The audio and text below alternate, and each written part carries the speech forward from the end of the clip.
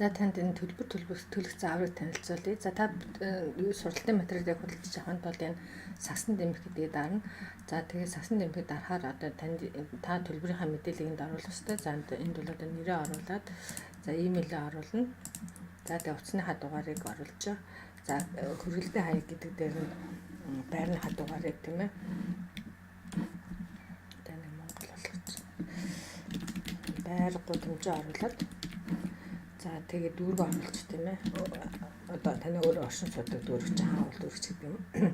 Хот хэрэг дээр нь Улаанбаатар гэдэг тийм ээ. Хотын дугаар нэрийг чинь.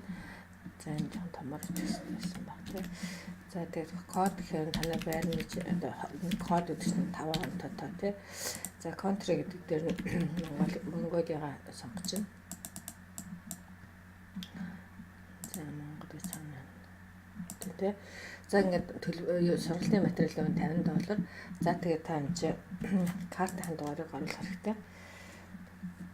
За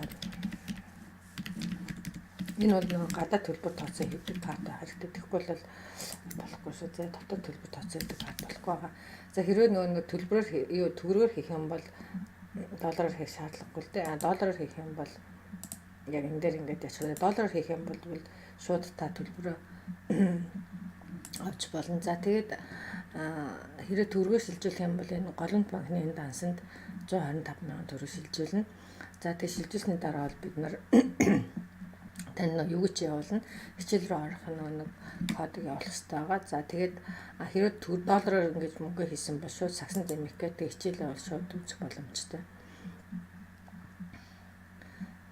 За submit ингээд харахаар за танд баяр хүргэе гэдэг тийм ээ. Тэгээд имлүү дарж хичээлээ орно гэд ороод ингээд хичээлээ үзнэ. За хичээлээ үзэхдээ бол нөгөө энэ дээр нь бол имэйл хаягаа оруулаад за пассвортаа ингээд доотлолт нь оруулах хэрэгтэй. 2 удаа оруулна. За энэ пассвортаараа дагаан та хичээлд авах учраас энэ имэйл хаяг пассвортаа бол нэг юм дээр бичиж найдвартай газар бичиж авчаарай. За тэгээд ингээд дарж аккаунт нэнүү гэдэг ингэж ороод хичээлээ үзэх юм байна.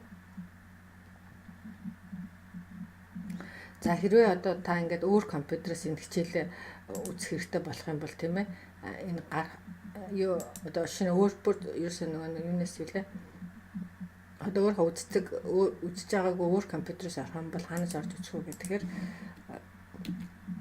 за нэг англи болгоч.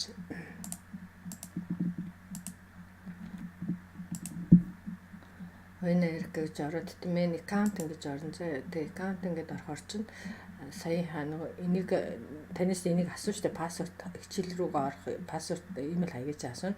Тэгээ тэр хоёроо бичээд ингэж хичээл рүүгээ орно заа.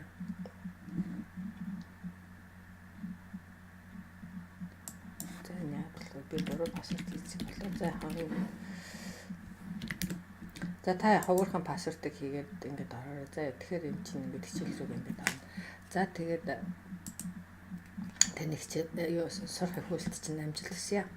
За бас нэг юм хэлэх мартчихж хэрвээ одоо ингэ хичээл чинь ингэж юу яатсан байх юм бол энэ хараа энэ секур гэдэг чойчд хэсгийг ингэж аваад компьютер дээр ингэж тавьчих заяа. Дарааных нь шууд имлүүг ингэж дараад орчдөг байхгүй.